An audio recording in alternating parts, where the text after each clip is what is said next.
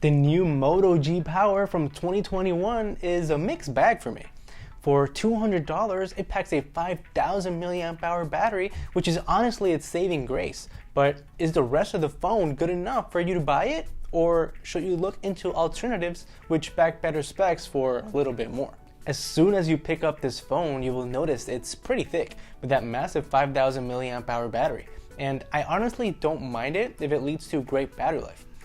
It has a plastic frame and it definitely feels like it when holding it.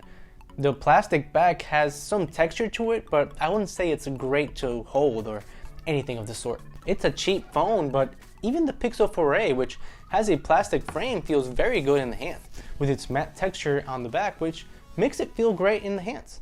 The buttons are made of plastic as well, but it has a fingerprint reader on the power button, which is a nice touch and was accurate and fast in my testing. I also like that the volume and power button are on the same side, which leads to better ergonomics in my opinion. There is not much of a camera hump, so that's a plus, and it doesn't wobble when using it on a table. Talking about using it on a table, let's talk about that display. The viewing angles are pretty horrible in this phone.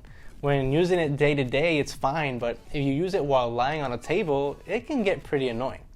It has an LCD panel and the resolution is also pretty mediocre, even for this price point, with a 720p panel. The only saving grace here is that it's a bigger display with a 6.6-inch display, but since it's a mediocre panel, it's not that great to look at all. It has a punch hole camera and it's nice to have, but there is a big bezel on the bottom of the phone which doesn't make it very aesthetic. Talking about the punch hole camera, the pictures this phone takes are decent and it's to be expected for a budget smartphone. The colors look very muted and dynamic range, while not excellent, are capable and it will get the job done. It definitely takes better shots than a calculator, but they won't be super impressive. The selfie camera is also not very good. The colors are also very muted, but dynamic range here takes a more profound hit. However, pictures with this sensor still come out pretty respectable, and for the $200 price point, it's expected. The one component where this phone shines is its battery life. With a 5,000 milliamp hour battery, this phone will last you days if you wanted to.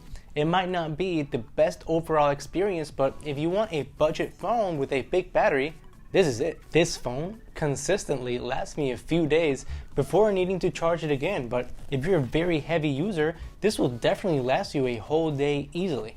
This is helped by the fact that it has a slower processor and a low resolution display where it doesn't have to push many pixels. Let's talk about the software and performance. It's actually not bad, as it's close to stock Android with a few minor additions that help the overall experience, but it ships with Android 10, which is a year behind.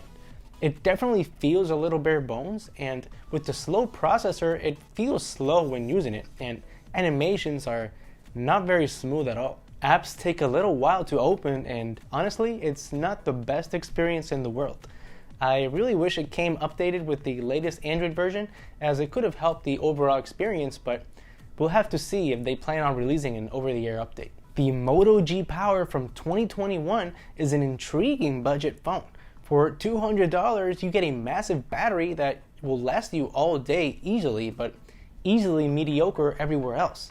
People who buy this phone will probably be happy with the budget price and its amazing battery life, but the other components are definitely mediocre at best. The display is the LCD low resolution panel, the cameras are better than a calculator, and the software leaves a bit to be desired.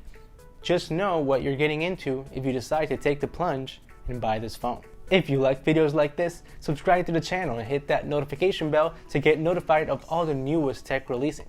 Thanks a lot for watching, and I will see you on the next one. Peace.